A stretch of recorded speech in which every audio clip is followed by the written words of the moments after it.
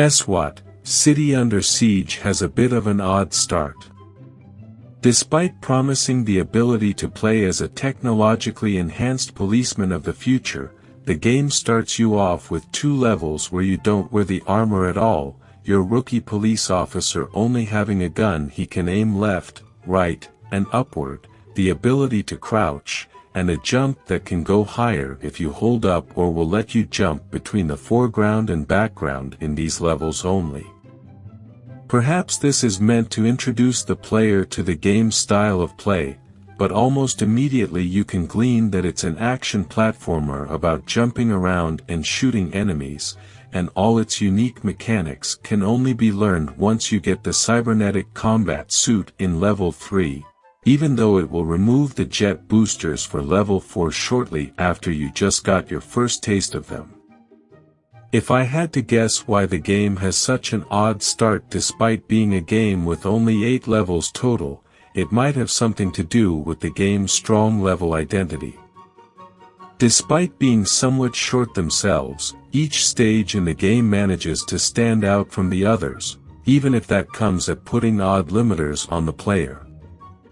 Almost every stage can be described in one sentence that will set it apart in purpose and design from the others, such as the sewer level that is absolutely teeming with enemies to the point the challenge is trying to slip through alive, or the maze-like interior of Dark Base where you must expertly manage your aerial movement. Even when ESWAT, City Under Siege is keeping something from you, it seems to be doing so to try and give a more unique feel to the area you are entering, although the first stage of the game and the first with the cybernetic enhancements are essentially more showcases of the game's somewhat simple mechanics rather than something offering a totally unique form of challenge. It is fairly easy to lose any idea of the plot in this though, the game just setting you up to take down a generic evil group called EYE who aims to take over the world and not really bringing it up much after that setup. When it comes to stage design, ESWAT, City Under Siege is pretty creative and keeps things fresh conceptually. Your interaction with these levels is where the game loses some of its steam. As mentioned before, in the first 2 levels your capabilities are incredibly basic. Your gun can kill most everything in one shot, and even the ones that do take a few more hits are easily ignored or dispatched from a distance if they're difficult. Even the bosses of those stages rely on waiting and repetition to overcome rather than strategy, especially level 2's pair of robot gunners who you just need to bait into jumping back and forth between the foreground and background, slowly firing as you do so to whittle them down to death. Getting the power armor does give you a few new skills, the biggest one being the new weapon types you can acquire. Immediately your basic shot is outclassed by a 3-shot variant, but you also get a rocket weapon that sends missiles sliding across the ground, a charge weapon that can deal heavy damage so long as it has the time to power up, and a one-use flamer ability that freezes time and deal massive damage to anything on screen. These weapons do have their uses, the rocket for hitting enemies on different elevations, the power shot for bosses, and the triple shot for regular enemy clearing, but for the most part your foes are fairly brainless and can be killed the moment they appear on screen. Bosses have more staying power, but the power shot tears through them pretty quickly once you figure out their single dangerous attack you need to actively dodge. You can lose these extra weapons if you die while wielding one, but this can be easily avoided by switching to your default or one you won't miss when you're low on health, although some harsh checkpointing in stages means levels like the sewer or Dark Base maze will be quite a climb back to the later portions regardless of whether you kept your good weapons or not. Your last skill gained from the armor is a jet booster that will let you fly for a bit so long as you don't overuse the burner.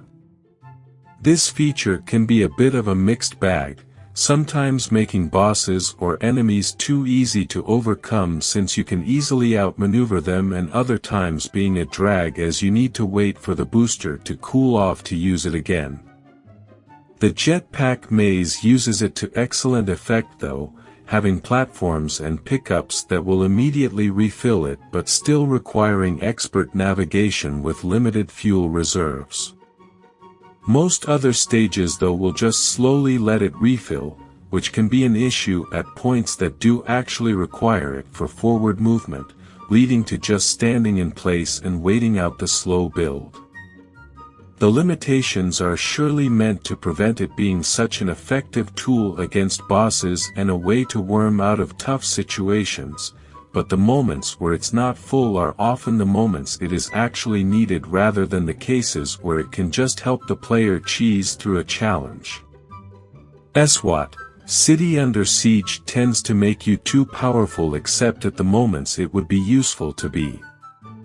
Unique platforming challenges like the four-way elevator in the prison level and dark ooze in the lab that threatens to instantly kill you unless you can outrace it or push it back are good additions, but the enemies are only really obstacles when they're packed in too tight or you haven't learned how they function yet.